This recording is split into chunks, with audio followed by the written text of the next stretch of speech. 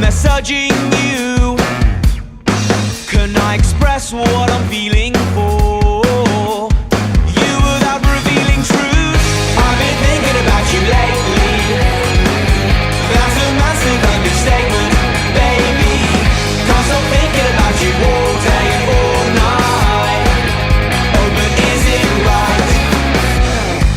Finally figured it out.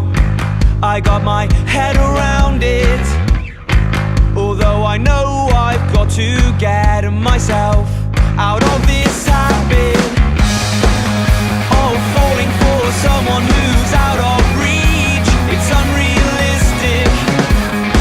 My dream won't become a reality.